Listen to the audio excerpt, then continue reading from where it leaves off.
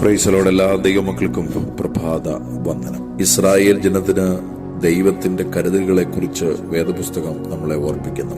മിസ്രൈമിൽ നിന്നുള്ള നാടകീയമായ രക്ഷപ്പെടലിനെ തുടർന്ന് മരുഭൂമിയിൽ പ്രത്യേകിച്ച് ഭക്ഷണത്തിന്റെയും വെള്ളത്തിന്റെയും ദൗർബല്യത്താൽ ജനങ്ങൾ കാര്യമായ വെല്ലുവിളികൾ നേരിട്ടു. ജനങ്ങളുടെ ദുരിതം കണ്ട ദൈവം ആകാശത്ത് നിന്ന് അപ്പം വർഷിപ്പിക്കും എന്ന് വാഗ്ദത്തം ചെയ്തു. പിറ്റേന്ന് രാവിലെ മരുഭൂമിയിൽ ആകെ ഒരു നേരിയ വസ്തു പൊഴിഞ്ഞു കിടക്കുന്നു. മന്ന എന്നറിയപ്പെട്ട ഈ ദൈനംദിന ആഹാരം അടുത്ത 40 വർഷത്തേക്ക് തുടർന്നുകൊണ്ടേയിരുന്നു. യേശു കർത്താവ് ഭൂമിയിൽ വന്നപ്പോൾ ജനക്കൂട്ടത്തിന് അത്ഭുതകരമായി അപ്പം നൽകിയപ്പോൾ ദൈവം അവനെ അയച്ചതാണെന്ന് ആളുകൾ വിശ്വസിക്കുവാൻ തുടങ്ങി.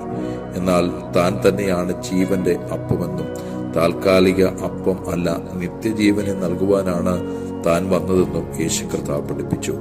ആത്മീയ ആഹാരത്തിനായി ആഗ്രഹിക്കുന്ന നമുക്ക് ദൈവത്തോടൊപ്പം അനന്തമായ ജീവൻ യേശു കർത്താവ് വാഗ്ദത്തം ചെയ്യുന്നു.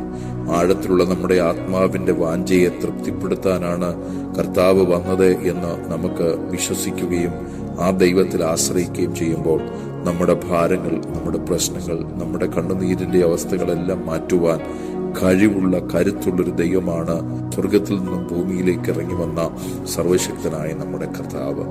താൽക്കാലികമായി നമ്മുടെ ജീവിതത്തിൽ ആഹാരത്തിന്റെ ക്രമീകരണം മാത്രമല്ല, ജീവന്റെ അപ്പമായ കർത്താവ് നമ്മുടെ കൂടെ ഉള്ളപ്പോൾ സകല പ്രശ്നങ്ങളുടെയും പരിഹാരം വരുത്തുവാൻ ദൈവം വിശ്വസ്തൻ. ആ ദൈവത്തിൽ നമുക്ക് ആശ്രയിക്കാം.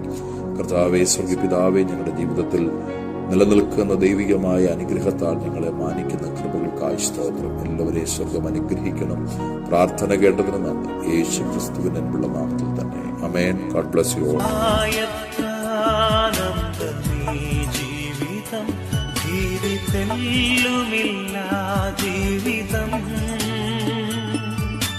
കാവലിനായി തന്റെ ദൂതരന്റെ ചുറ്റും ജാഗരിക്കുന്നെപ്പോൾ